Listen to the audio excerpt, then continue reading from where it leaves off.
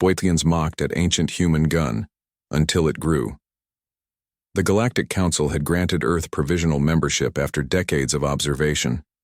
Humans were considered primitive, but harmless enough to join interstellar society, albeit with strict limitations on their activities beyond their solar system. Captain James Reed stood uncomfortably in the grand conference chamber of the Council's massive space station. As Earth's military representative, he was required to present humanity's defensive capabilities to the assessment committee. The panel of 7 alien dignitaries stared at him with expressions ranging from boredom to thinly veiled contempt.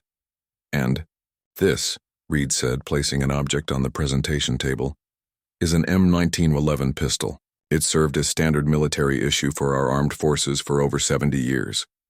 The committee members leaned forward, various sensory organs focusing on the small metal object. The pistol looked absurdly primitive next to the sleek, energy-based weapons displayed by other species. Ambassador Trell, a tall, blue-skinned humanoid, picked up the pistol with 3 delicate fingers. "Projectile weapon, chemical propellant, metal ammunition," he summarized dismissively. "Inefficient, inaccurate, limited capacity. Dangerous primarily to its user," added Representative Dorn, his insectoid mandibles clicking with amusement. "We abandoned similar technologies thousands of years ago."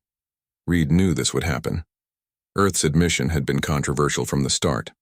Most advanced civilizations had long ago developed force shields, energy weapons, and neural disruptors.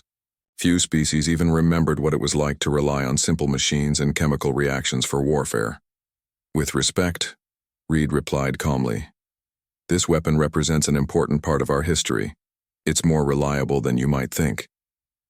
"It's a museum piece," Trell said flatly, setting the pistol back on the table with an audible clank. "If this represents your technological pinnacle, perhaps the provisional membership was premature." Reed's jaw tightened. "It's not our pinnacle, it's our foundation." The committee members exchanged glances, their equivalent of eye-rolling. "Very well," announced the chairperson, a gelatinous being called Mev. "We've seen enough for today. Your species assessment will continue tomorrow." As Reed gathered his presentation materials, he overheard Dorn murmuring to another committee member, "They still use combustion engines in some of their vehicles, practically cavemen." 3 days later, alarms blared throughout the station. Reed was jolted awake in his temporary quarters as emergency announcements echoed through the corridors. "All personnel, security breach in Sector 7. Unknown hostiles have boarded. Defense systems compromised." Reed dressed quickly and headed toward the commotion, joining a group of security officers racing down the corridor. "What's happening?" he asked a reptilian guard. "Raiders," the guard replied grimly. "Outlaws from the Outer Rim. They've disabled our primary energy grid and weapon systems. When they reached the central hub, chaos reigned. Several council security forces lay wounded. The raiders, humanoid figures in dark armor, were holding key personnel hostage. "Our demands are simple," announced their leader. "Access to the Council's secure databanks and safe passage out of the system."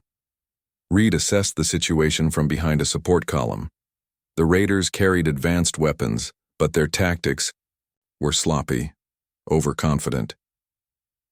They believed they had neutralized all threats by disabling the station's integrated defense systems.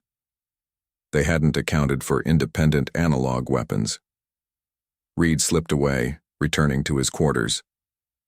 From a secure case beneath his bed, he retrieved the M1911 pistol, the same one the Council had mocked.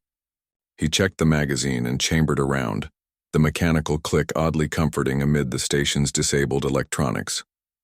Making his way back, Reed coordinated with several other species representatives. Most were diplomats, not fighters, but they understood the stakes. "That primitive weapon will be useless against their armor," warned Trell, who had taken cover nearby. "Maybe," Reed acknowledged. "But they're not expecting it. They've neutralized energy weapons, not projectiles." The human moved carefully through maintenance passages, positioning himself above the central hub. The raiders were growing impatient, threatening hostages. Reed took a deep breath, aimed, and fired. The sound was deafening in the enclosed space. The first raider dropped, a hole punctured through his armor where no energy shield had been activated.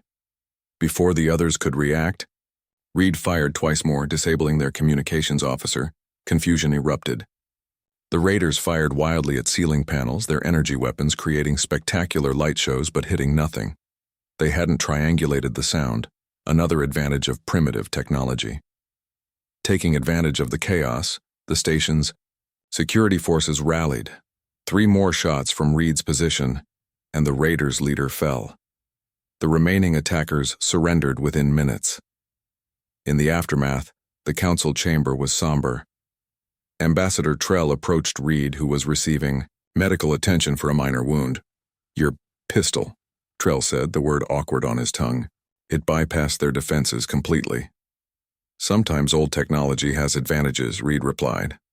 They prepared for cutting-edge threats, not historical ones. Mev floated forward. "The council has reconvened an emergency session. We have voted to upgrade Earth's membership status from provisional to full." Reed raised an eyebrow. "Because of this incident?" "Because you have reminded us of an important principle," Mev answered. "True advancement isn't about abandoning the past but building upon it. Your pistol didn't just save lives today. It grew into something more valuable, a lesson." As Reed left the chamber, he overheard Dorn speaking to a group of dignitaries. The human weapon wasn't just a tool. It was a symbol of their adaptability. Perhaps we've underestimated them. The pistol that had been mocked now rested in a place of honor in the Council's security headquarters. A reminder that sometimes the oldest tools could still have the sharpest edges.